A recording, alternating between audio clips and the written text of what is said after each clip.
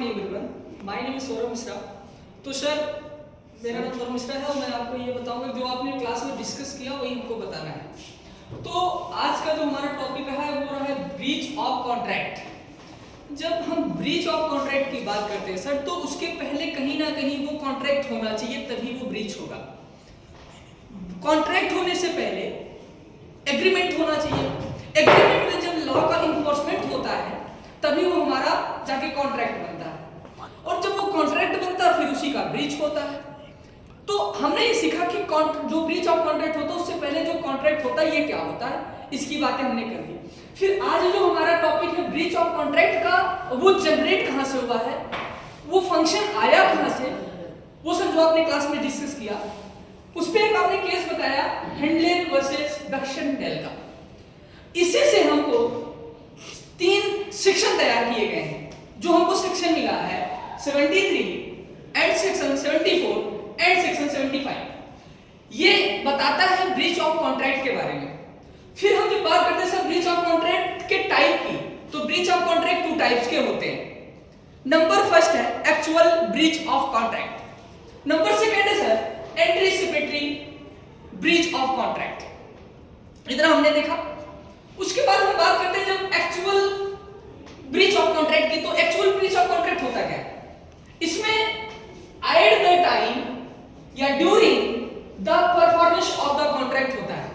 इसमें ये सारी चीजें हमने देखा कि मतलब वो अपने स्टार्टिंग फेज में उसको सिर्फ 4 कदम चलने के बाद अगर कॉन्ट्रैक्ट पूरा हो जा रहा है तो वो 1 कदम चला, 2 कदम चला, 3 कदम चला, उसके बाद चौथा कदम वो नहीं चलेगा, इसका मतलब वो ब्रीच ऑफ कॉन्ट्रैक्ट हो गया। इतना हमने देखा। तो मतलब इसमें तो हाँ याद रखने की बात है जो आपने सर क्लास में डिस्कस भी किया है कि एक्चुअल जो होता है एक्चुअल ब्रीच ऑफ कॉन्ट्रैक्ट, इसमें रेमेडी मिलती है।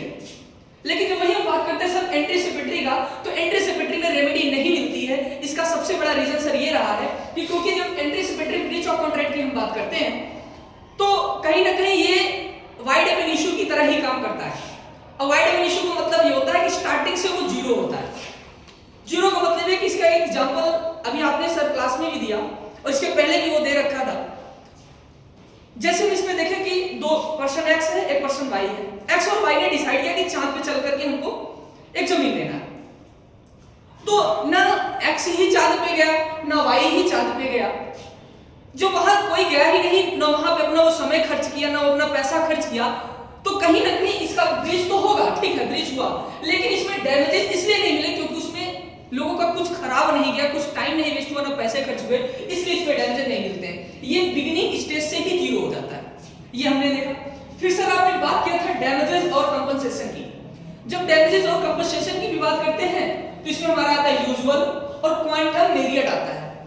Quantum variate very important type रहा, फैक्टर भी रहा है कॉन्ट्रैक्ट का, जो अभी आप क्लास में डिस्कस भी किए हैं और अभी ये भी बोले हैं कि क्लास में डिस्कस करेंगे भी। उसके बाद हम आते हैं स्पेशल परफॉर्मेंस पे। स्पेशल परफॉर्मेंस का मतलब है कि आप उसी पार्टिकुलर फंक्शन के लिए जब आप काम करते हैं, पार्टिकुलर व्यक्ति के लिए जब आप काम करते हैं, तो वो हो जाता है स्पेशल परफॉर्मेंस।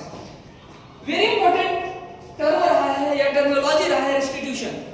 रेस्टिट्यूशन की सर बात करते हैं तो इसमें 2 हमको पार्ट दिखाई देते हैं। 2 पार्ट का मतलब 2 सेक्शन दिखाई देते हैं, जो सेक्शन 65 और 64 होता है। सेक्शन 65 हमको बोलता है कि ये वाइड है और 64 बोलता है वाइडेबल है। लेकिन याद रखने की बात है कि वाइडेबल है वो भी कॉन्ट्रैक्ट, वाइड है वो भी कॉन्ट्रैक्ट, ना कि एग्रीमेंट। उसके बाद से डैमेजेस की बात करते हैं। डैमेजेस वेरी मतलब कई टाइप के होते हैं डैमेजेस। तो सर इतना ही हम करेंगे। Thank you.